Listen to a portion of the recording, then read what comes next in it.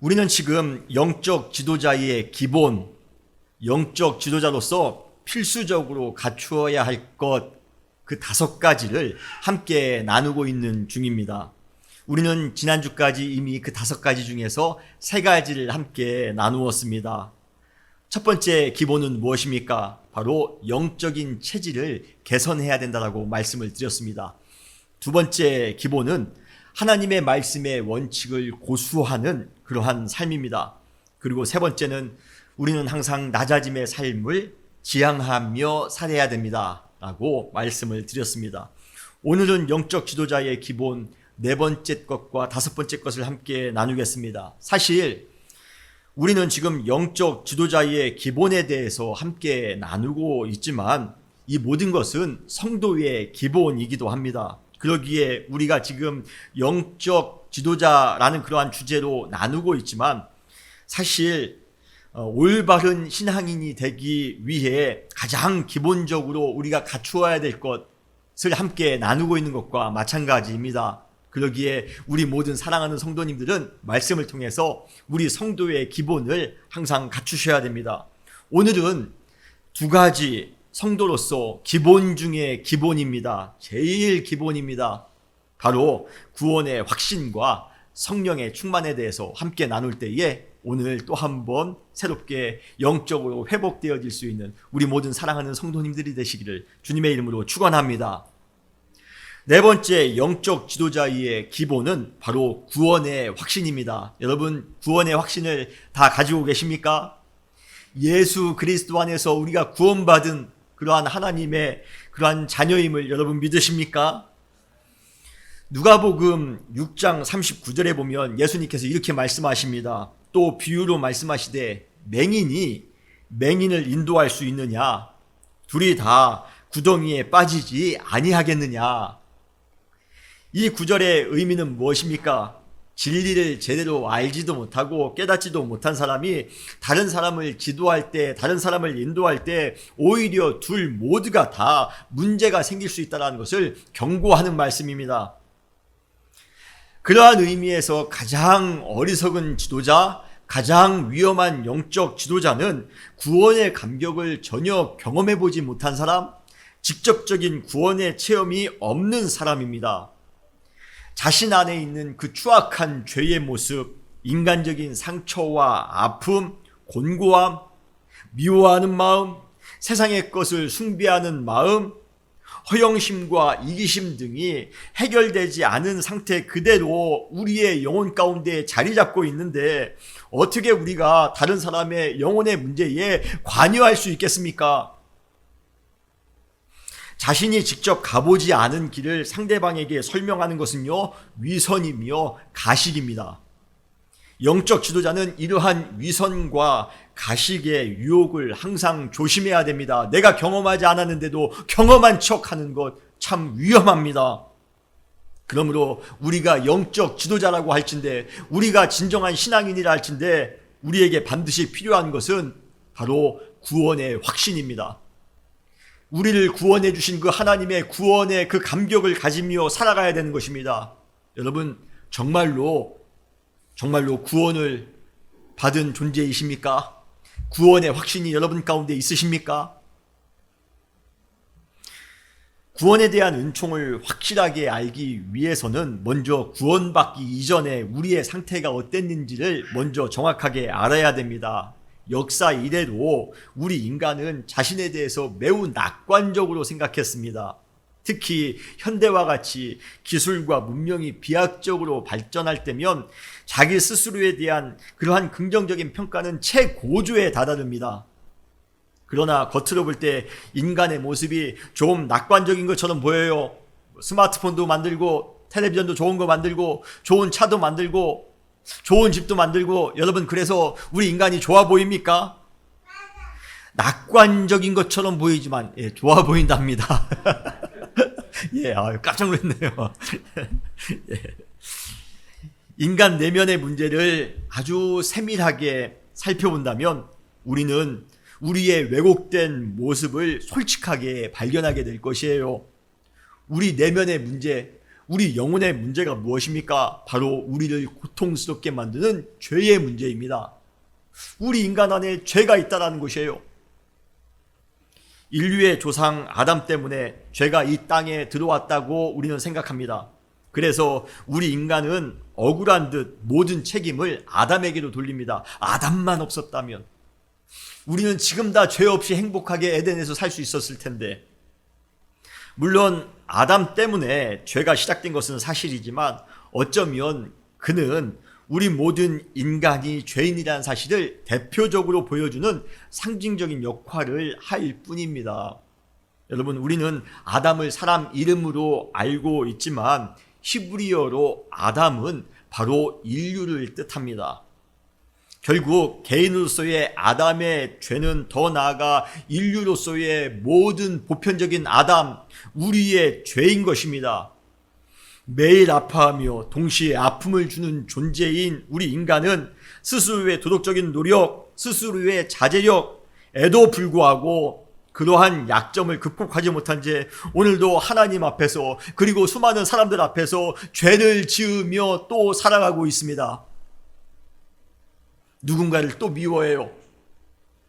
세상의 것을 끝없이 욕심내며 살아갑니다. 그로 인해 우리의 마음은 항상 공허해요. 우리의 마음은 항상 답답합니다. 여러분, 이것이 우리 인간이 연약하다라는, 그리고 죄인이다라는 아주 가혹한 증거입니다. 더욱 심각한 것은 무엇입니까? 우리가 죄인이기 때문에 죄에 이끌려 죄의 종으로 살아간다는 것이에요. 노예의 신분으로 태어난 사람이 자신의 운명을 쉽게 바꿀 수 없는 것처럼 죄의 종으로 태어난 사람 역시 그 죄의 구덩텅이에서 쉽게 빠져나올 수 없더라는 것입니다. 그래서 평생을 죄가 요구하는 대로 어느 때는 아주 교만하게 살아갑니다. 그리고 어느 때는 누군가를 미워합니다. 어느 때는 탐욕에 찌들어 살아갑니다. 그리고 어느 때는 매우 이기적으로 살아갑니다.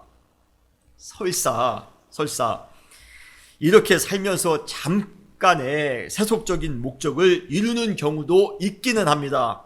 그렇다 할지라도 우리의 마음속 깊은 곳에 계속 남아있는 왠지 모를 불편함, 그리고 또 다른 욕심들이 아주 불쑥불쑥 솟아오를 때면 우리의 영혼은 아주 피폐해집니다. 우리의 영혼은 아주 힘들어집니다. 이것이 바로 구원받기 이전에 우리의 모습이었어요. 교회 나오기 이전에 우리의 모습이었습니다. 에베소서 오늘 본문 2장 2절로 3절은 그러한 우리의 과거의 모습이 어떠했는지를 아주 적나라하게 우리에게 고발하고 있습니다. 폭로하고 있습니다. 그때는 어느 때입니까? 바로 우리가 죄 가운데 살았을 때입니다. 우리가 하나님을 멀리하며 살아갈 때입니다. 그때에 너희는 그 가운데에서 행하여 이 세상 풍조를 따르고 공중의 권세 잡은 자를 따랐으니 곧 지금 불순종의 아들들 가운데서 역사하는 영이라. 전에는, 또 과거에는 우리도 다 그 가운데에서 우리 육체의 욕심을 따라 지내며 육체와 마음에 원하는 것을 하여 다른 이들과 같이 본질상 진노의 자녀이었더니, 우리의 본질이 무엇이랍니까? 우리 과거의 본질이 무엇입니까? 바로 죄인이었답니다. 진노의 자녀였답니다. 이렇게 살던 것이 우리의 과거의 모습이었습니다. 그때는 세상이 원하는 대로, 죄의 세력들이 원하는 대로, 우리의 본능과 우리의 감각이 요구하는 대로 종처럼 이끌려 살아왔습니다. 그것이 우리의 모습이었어요. 그런데 죄의 종으로서 자기 마음 내키는 대로 살아간 우리 인간의 마지막 단계에서 우리는 감당할 수 없는 아주 무시무시한 결과와 맞닥뜨리게 됩니다. 그것이 무엇입니까? 바로 사망입니다. 그것이 바로 죽음입니다. 로마서 6장 20절 21절에 보면 너희가 죄의 종이 되었을 때에는 의에 대하여 자유로웠느니라. 너희가 그때에 무슨 열매가 있었느냐? 이제는 너희가 그 일을 부끄러워하나니 과거의 죄의 종으로 살았을 때를 부끄러워한답니다. 이는 그 마지막이 사망입니다. 그러면서 이어서 23절에 결론적으로 이렇게 선언합니다. 죄의 싹은 사망이니라. 결국 인생이 낙관적일 것이라는 우리의 기대와는 전혀 다르게 죄인으로서 평생 동안 죄에 끌려다니는 그러한 종처럼 살아가다가 마침내 비참하게 죽음으로 마감하게 된다는 점에서 우리 인생은요, 비관적입니다. 비관적입니다. 사망으로 끝나는 것이 우리 인생이에요. 죄인으로 매일같이 살아가다가 결국은 사망으로 끝납니다. 얼마나 안타깝습니까? 그런데 더 비참한 것은 이러한 혹독한 인생을 인간 스스로의 방법으로는 결코 극복할 수 없다는 것입니다. 돈 많아도 안 되고요, 권력 많아도 안 되고, 지식 많아도 안 된다는 겁니다. 극복할 수 있는 인간적인 방법이 하나도 없다는 것이에요. 이것이 바로 구원받기 이전의 우리의 상태였습니다. 아니, 어쩌면 지금도 이러한 비관적인 인생을 살아가고 계신 분들이 우리 주변에 많이 계실지 몰라요. 얼마나 비극적입니까? 그런데 바로 그때 죄의 늪에서 빠져 허우적거리는 불쌍한 우리 인생 앞에 한 줄기 아주 강렬한 구원의 빛이 비춰졌습니다. 그것이 바로 무엇입니까? 바로 예수 그리스도의 은총의 빛입니다. 여러분 믿으십니까? 그 빛이 우리의 죄악된 마음을 비추는 순간 우리는 일생일대에 아주 위대한 신앙적인 신비를 체험하게 됩니다. 그것이 바로 구원입니다. 예수 그리스도의 은혜가 우리 가운데 비추어지는 순간, 예수 그리스도께서 우리 가운데 임하는 순간 우리에게 구원의 은혜가 넘치더라는 것입니다. 에베소서 2장 4절 오늘 본문에 보면 우리나라 성경에는 아쉽게 번역되어지지 않았지만 영어 성경에 보면 but 이라는 단어가 나옵니다. 과거에 우리는 죄 가운데에서 있을 때 본질상 진노의 자녀였습니다. 그러나 에베소서 2장 4절에 그러나 긍휼이 풍성하신 하나님이 우리를 사랑하신 그 큰 사랑을 인하여 허물로 죽은 우리를 그리스도와 함께 살리셨도다. 할렐루야. 죽을 수밖에 없는 그러한 죄인이었는데, 죄의 종으로 매일같이 살았는데, 그러한 우리를 위하여 바로 예수님께서 돌아가시고 그리고 그 예수 그리스도와 함께 우리를 함께 살리셨다라고 오늘 말씀하고 계십니다. 우리를 고달프게 만들었던, 그러나 우리가 어떻게 할 수 없었던 그 죄의 무게를 우리는 예수 그리스도의 사랑 안에서 이제 과감하게 벗어 던질 수 있게 되었습니다. 우리를 옴짝달싹 못하게 했던 그런 얽매였던 죄의 사슬을 벗어버릴 때의 그 감격이란 이루 말할 수 없습니다. 그리고 인간이 경험할 수 있는 경험 중에서 단연 최고의 경험이며 그리고 선물일 것입니다. 미션이란 영화에 보면 로버트 디니로가 나옵니다. 노예 상인이었어요. 아주 악한 짓은 도맡아 한 사람이었습니다. 심지어 자기의 동생도 칼로 죽였습니다. 악한 일은 모두 했던 그러한 로버트 디니로가 회심을 하게 됩니다. 그러면서 과거에 자기가 가지고 있었던 그러한 세상적인 모든 것들을 그물에 매달아 그것을 끌고 선교지로 갑니다. 그 모습이 얼마나 답답해 보이는지 몰라요. 그런데 그 마지막에 그 무거운 짐을, 그 그물을 딱 끊어내고 버리는 순간 그때 로버트 디니로가 얼마나 기쁘게 웃는지 모릅니다. 얼마나 큰 해방감을 가지고 웃는지 모릅니다. 저는 그 장면을 보면서 야, 이것이 바로 구원받은 사람의 모습이겠구나 라는 것을 깨닫게 되었습니다. 여러분, 우리가 죄로 인해 얼마나 무거운 인생을 살았습니까? 얼마나 압박이 심한 인생을 살았습니까? 그런데 그러한 모든 것을 끊어내는 순간 우리의 힘으로요? 우리의 능력으로요? 아닙니다. 예수 그리스도의 은혜로 말미암아 그 모든 죄악을 끊어낸 순간 우리에게는 정말 말할 수 없는 기쁨과 말할 수 없는 감동으로 가득 채워짐을 여러분 믿으시길 바랍니다. 오늘도 그러한 구원의 기쁨과 감격이 여러분 삶 가운데 회복되어지는 귀한 예배가 되시기를 주님의 이름으로 축원합니다. 다윗은 이스라엘 민족을 이끄는 왕이었습니다. 지도자였습니다. 얼마나 힘이 많은 사람입니까? 권력이 많은 사람입니까? 세상의 모든 것을 다 가진 사람이었습니다. 그러나 어느 날 충신의 아내인 밧세바를 범하는 아주 몹쓸 죄를 지은 이후 그는 그 죄의 무게에 짓눌려 살아갑니다. 왕인데요, 지도자인데요, 수많은 사람들로부터 존경받는 그러한 권력자인데요, 그런데도 불구하고 죄가 그를 짓누르기 시작하자 그는 어마어마한 고통 가운데 살아갑니다. 그래서 그는 죄사함을 하나님께 아주 간절하게 요청을 합니다. 그 기도의 부르짖음이 시편 51편 1절로 3절에 나옵니다. 다윗의 고백이에요. 하나님이여, 주의 인자를 따라 내게 은혜를 베푸시며 주의 많은 긍휼을 따라 내 죄악을 지워주소서. 나의 죄악을 말갛게 씻기시며 나의 죄를 깨끗하게 제하소서. 무릇 나는 내 죄가를 아오니 내 죄가 항상 내 앞에 있나이다.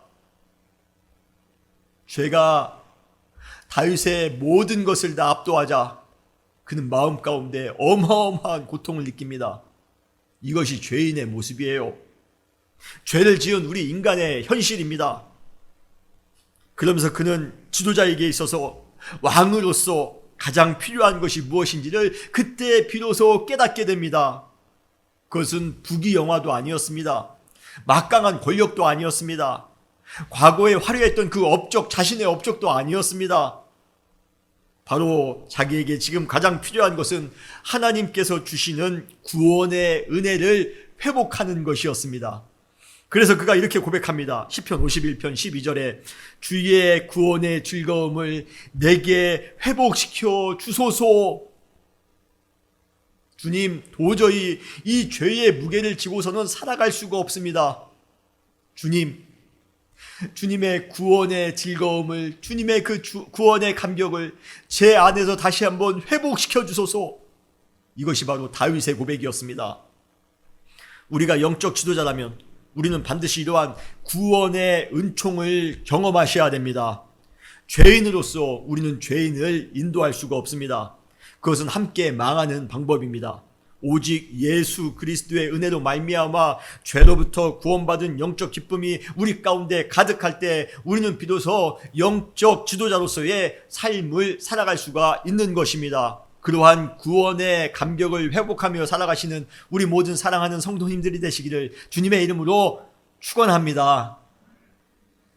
우리가 죄에서 해방되는 구원의 순간에 우리는 세 가지 아주 놀라운 변화의 은총을 영적으로 경험하게 됩니다. 첫 번째 변화는 무엇입니까? 우리 인간의 연약함에도 불구하고 하나님께서는 우리를 의인으로 인정해 주신다는 것입니다.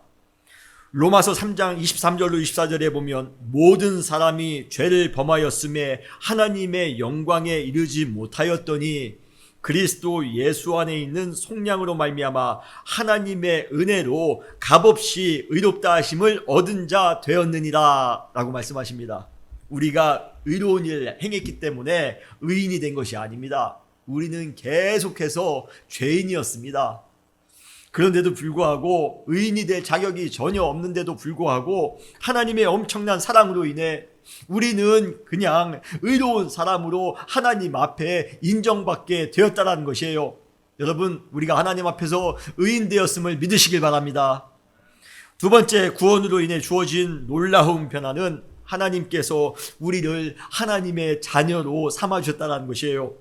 요한복음 1장 12절에 보면 영접하는 자 곧 그 이름을 믿는 자들에게는 하나님의 자녀가 되는 권세를 주셨으니 라고 말씀하십니다. 과거에 우리는 누구였습니까? 불순종의 자녀였습니다. 어둠의 자식들이었습니다. 그러나 이제는 하나님의 자녀가 된 것입니다. 어마어마한 신분의 변화가 아닐 수가 없습니다. 세 번째로 구원으로 인해 주어진 놀라운 변화는 영원한 생명을, 영생을 보장받게 되었다는 것입니다. 우리가 잘 아는 구절이죠. 요한복음 3장 16절에 보면 하나님이 세상을 이처럼 사랑하사 독생자를 주셨으니 이는 저를 믿는 자마다 멸망치 않고 영생을 얻게 하려 하심이니라 라고 말씀하고 계십니다. 죄의 싹은 무엇이라고 했습니까? 사망이라고 했습니다. 죽음이라고 했습니다. 구원의 은총 이후 그러나 우리는 믿음의 결과로 영생의 기쁨을 누리게 됐습니다. 이제 우리는 죽음에 대한 두려움에서 벗어나 영원한 생명의 기쁨을 누리며 살아갈 수 있게 되었습니다. 여러분, 그러한 놀라운 영생의 기쁨을 여러분 삶 가운데 누리며 살아가시는 우리 모두가 되시기를 주님의 이름으로 축원합니다. 그런데 감사한 것은 이러한 모든 영적인 변화가 나의 노력이나 나의 열심으로 된 것이 아니라 주님의 전적인 은총으로 우리 가운데 주어졌다는 것이에요. 그래서 오늘 본문 에베소서 2장 8절에 보면 너희는 그 은혜에 의하여 믿음으로 말미암아 구원을 받았으니 이것은 너희에게서 난 것이 아니요 하나님의 선물이다 라고 말씀하십니다. 우리가 능력이 있어서 하나님의 구원을 성취할 수 있었던 것이 아니라 하나님이 우리를 위해서 거저주신 하나님의 선물이었습니다. 그래서 우리는 그 하나님의 은혜로 말미암아 구원의 기쁨을 누릴 수가 있게 되었어요. 그러므로 이제 구원에 대한 기쁨과 감격을 체험한 사람은, 회복한 사람은 예수님께서 우리를 구원하시기 위해 행하셨던 방식 그대로 우리 주위에 있는 모든 사람들을 향해 주님의 사랑을 실천하며 살아가야 됩니다. 주님의 사명을 실천하며 살아가야 됩니다. 그것이 아무리 혹독한 십자가라 할지라도, 그것이 아무리 어려워 보이는 사명이라 할지라도 우리는 구원받은 하나님의 사람으로, 우리는 영적 지도자로서 주님이 우리에게 주신 그 사명 믿음으로 감당하며 살아가셔야 됩니다. 오늘 에베소서 2장 10절에 보면 우리는 그가 만드신 바라, 여기에 나오는 그가 만드신 바라는 바로 하나님께서 우리를 걸작으로 마스터피스로 만드셨다라는 그러한 뜻입니다. 왜 우리를 그렇게 만드셨습니까? 그리스도 예수 안에서 선한 일을 위하여 지으심을 받은 자니, 하나님이 우리에게 사명이 있는데 선한 일을 위하여 하나님께서 우리를 걸작으로 만들어 주셨답니다. 그러므로 구원의 확신이 있는 사람은 이제 평범한 종교인으로서 뛰어넘어 다른 사람을 인도할 수 있는 영적 지도자, 하나님의 사명을 감당할 수 있는 특별한 영적 지도자가 되어 하나님께서 우리에게 맡기신 선한 사명을 온전히 감당하며 살아갈 수 있어야 됩니다. 사랑하는 성도 여러분, 예수 그리스도의 은혜로 말미암아 죽을 수밖에 없는 우리 죄인이었는데요, 우리를 구원해 주셨음을 여러분 믿으시길 바랍니다. 공식적으로 교회에서 많이 들어왔기 때문에 믿는 것이 아니라 여러분들의 영혼이 솔직하게 그 구원의 확신을 믿으셨으면 좋겠습니다.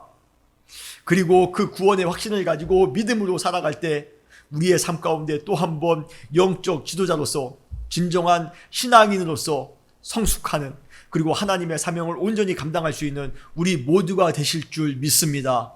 그러한 삶을 살아가시는, 구원의 확신 가운데 살아가시는 우리 모든 사랑하는 성도님들이 되시기를 주님의 이름으로 축원합니다. 마지막 5번째입니다. 영적 지도자의 기본 마지막 5번째는 성령의 충만함입니다. 사랑하는 성도 여러분, 성령의 충만이 있으시기를 주님의 이름으로 축원합니다. 성령님은 누구십니까? 안타깝게도 기독교에 관한 모든 것 중에서 성도님들이 가장 잘못 이해하고 있는 것이 있다면 바로 이 성령이 아닐까 싶어요. 구약에서는 하나님의 활동에 대해, 성부 하나님의 활동에 대해 아주 자세히 나와 있습니다. 신약에는 성자 예수 그리스도의 활동에 대해 아주 자세하게 나와 있습니다. 그러나 성령의 활동에 대해서는 성경에 매우 제한적으로 우리에게 소개하고 있습니다. 그러다 보니 기독교 역사에 대해 성령에 대한 이해에 있어 시대적인 상황이나 문화적인 환경에 따라 매우 자의적으로 생각할 때가 많이 있더라는 것이에요. 우리 한국 기독교에 있어서도 마찬가지입니다. 성경에서 제시된 성령의 모습보다는 한국 문화나 한국 정서에 포장된 성령의 모습에 우리는 더 많은 영향을 받더라는 것입니다. 결국 그러한 영향으로 인해 우리는 성령을 그냥 산신령 같은 존재로 생각합니다. 우리가 지극정성으로 비는 특정한 사람에게 신비한 방식으로 찾아와 기적이나 축복을 베풀어주는 정도로 우리는 성령을 생각하더라는 것이에요. 기복적인 신앙을 가지고 성령님을 이해하더라는 것입니다. 그래서 성령님이 우리 가운데 오시는 본질적인 이유보다는 성령이 오실 때 더불어 오는 신비한 현상에 더욱더 우리는 민감합니다. 즉 성령 하나님에 대한 관심보다는, 그 하나님 그 자체에 대한 관심보다는 신비한 성령의 은사에 더 많은 관심을 갖더라는 것이에요. 성령 집회 때마다 사람들이 열심히 기도하면서 성령을 간구합니다. 그런데 가끔 왜 그들이 성령을 간구하고 있는 것일까? 정말 진정으로 성령을 간구하고 있는 것일까? 아니면 특별한 현상을 그들은 기대하는 것일까? 생각할 때가 있습니다. 그래서 성령 충만하다는 것을 신비적인 체험을 많이 한다는 것으로 오해하는 분들이 많이 계십니다. 물론 성령님은 하나님이십니다. 신성을 가지고 계신 분이십니다. 그러기에 초월적인 존재이시기에 인간의 상상을 뛰어넘는 신비한 일을 행하실 수 있는 분임에는 틀림이 없습니다. 그분은 정말 우리의 상상을 초월하는 그러한 초월적인 능력을 우리의 삶 가운데 행하시는 분이십니다. 그러나 성령께서 할 수 있는 그러한 신비한 능력보다 우리가 성령에 대해 먼저 알아야 될 중요한 사실이 있습니다. 그것은 무엇입니까? 성령님은 하나님과 예수 그리스도께서 우리 인간과 함께 하셨던 것과 마찬가지로 성령님께서도 우리와 사랑으로 관계 맺기를 원하신다는 것입니다. 그러한 의미에서 성령은요, 매우 인격적입니다. 이렇게 성령님이 인격적이라는 사실을 우리는 인격적이라는 것은 구체적으로 두 가지를 의미합니다. 첫 번째로 성령님이 인격적이라는 것은요, 어떠한 특정한 사람이 아니라 모든 사람과 관계를 맺기를 원하신다는 점에서 인격적이십니다. 이것은 사람의 개인적인 차이에 따라 성령을 사모하는 방식이 다를 수는 있지만, 그래도 어떠한 방식으로 성령을 사모하는 사람이든지 간에 모든 사람에게 성령님께서 함께 하신다는 사실이에요. 제가 중고등부를 사역할 때 항상 그 수련회 가서 기도회를 끝난 다음에 저에게 꼭 상담하러 찾아오는 학생들이 있습니다. 대부분 그 친구들의 질문은 이거예요. 열심히 기도했답니다. 옆에 있는 친구들처럼 열심히 기도했답니다. 눈물 흘려 기도하고 그리고 열심히 성령도 사모했답니다. 그런데 자기는 성령을 받지 않은 것 같답니다.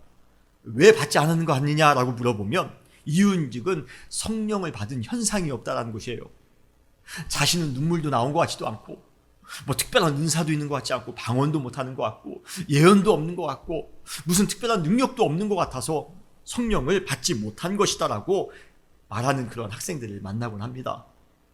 그러나 그것은 우리가 성령에 대해 오해하고 있기 때문에 그렇습니다.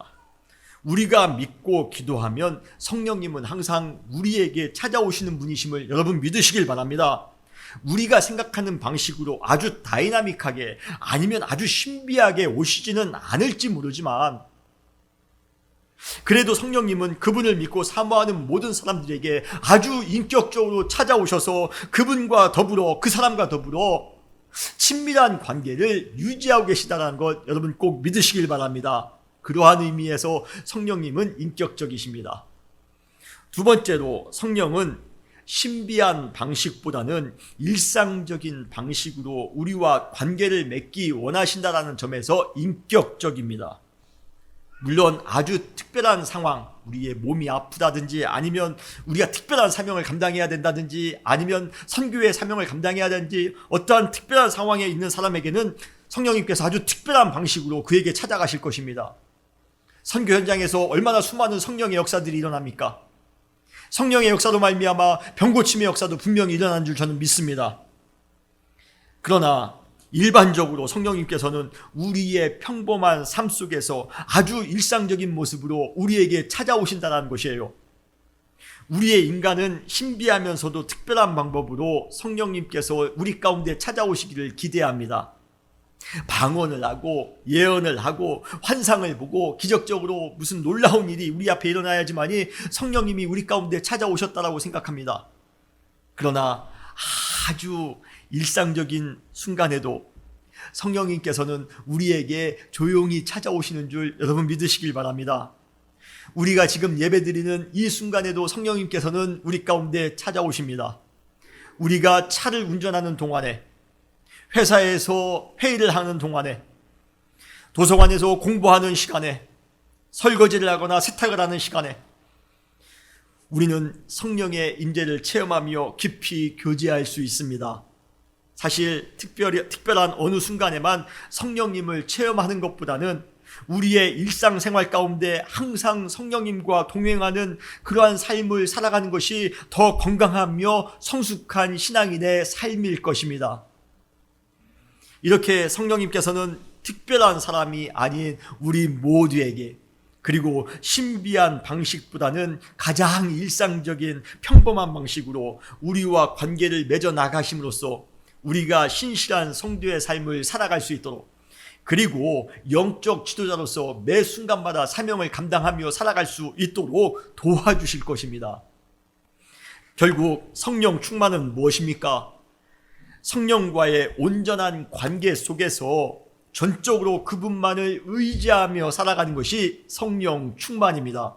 그러한 의미에서 여러분, 성령님을 온전히 의지하시며 살아가시는 성령 충만의 삶을 살아가시는 우리 모든 성도님들이 되시기를 주님의 이름으로 축원합니다. 이렇게 성령과 밀접한 교제 가운데 충만한 삶을 살아갈 때 우리는 성령을 통해 다음과 같은 세 가지 능력을 경험하게 될 것입니다. 첫 번째 능력은 무엇입니까? 성령님께서는 성령 충만한 사람에게 비전을 보여주신다는 것입니다.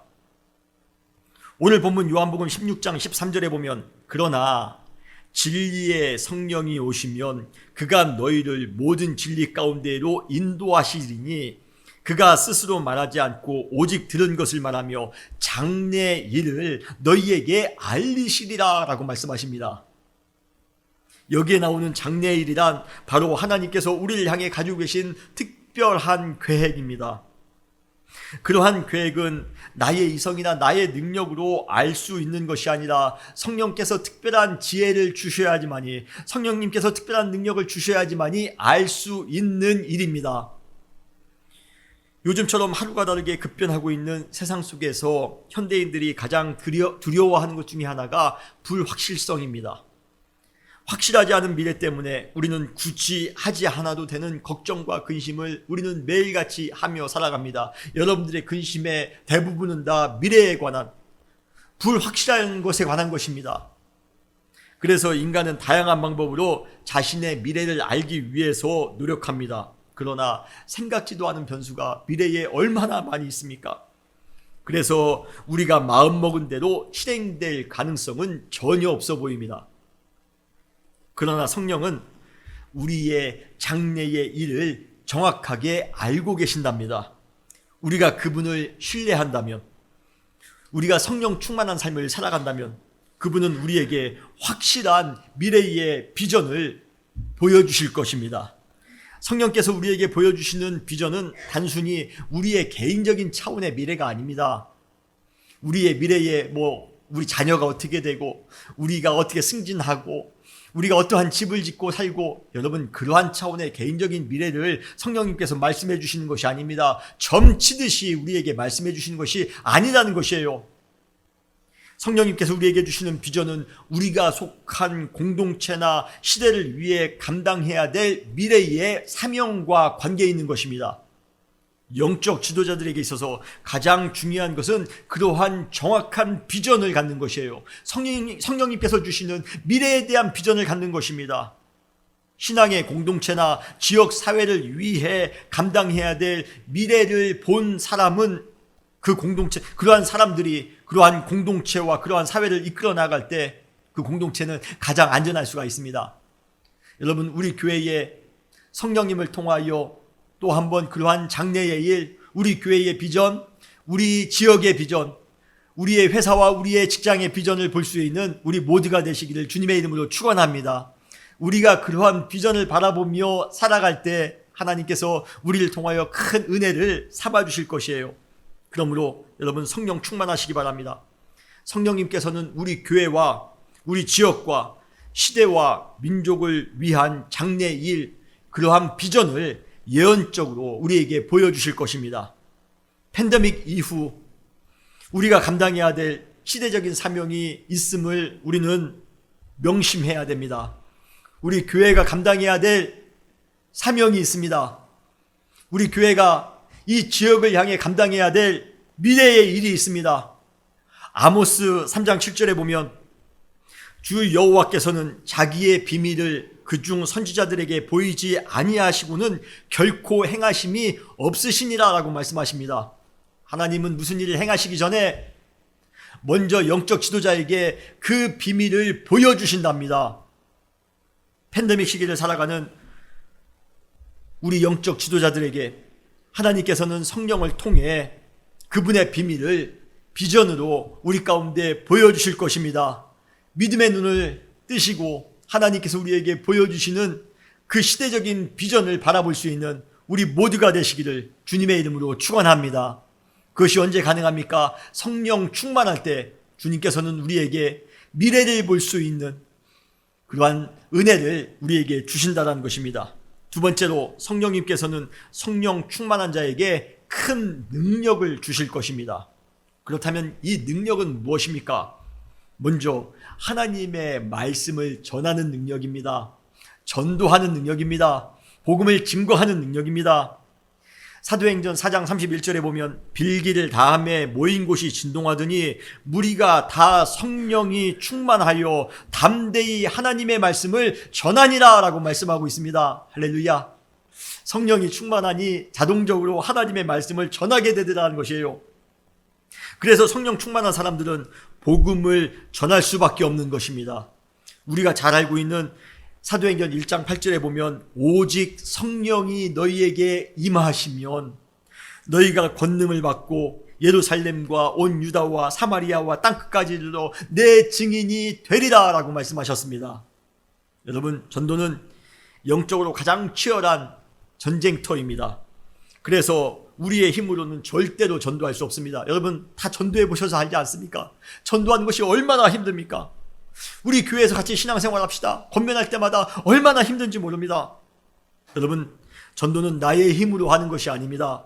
성령님께서 함께 해주실 때, 성령님께서 우리 가운데 권능을 주실 때, 그때 우리는 전도할 수 있습니다. 복음을 증거할 수 있습니다.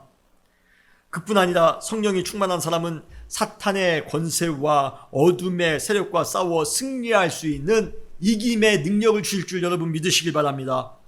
사탄은 수시로 우리를 죄 가운데 머물도록 유혹합니다. 그러나 성령 충만한 사람은 절대로 그러한 사탄의 유혹에 넘어가지 않을 것입니다. 오히려 성령께서는 그들에게 사탄의 유혹을 대적할 수 있는 강한 능력을 주실 것이기에 그들은 오히려 더욱더 담대하게 세상을 살아갈 수가 있는 것입니다. 영적 전쟁터에서 항상 승리할 수 있는 것입니다. 아마 사탄이 제일 까다롭게 생각하는 그러한 대상이 있다면 성령으로 충만한 영적 지도자일 것입니다.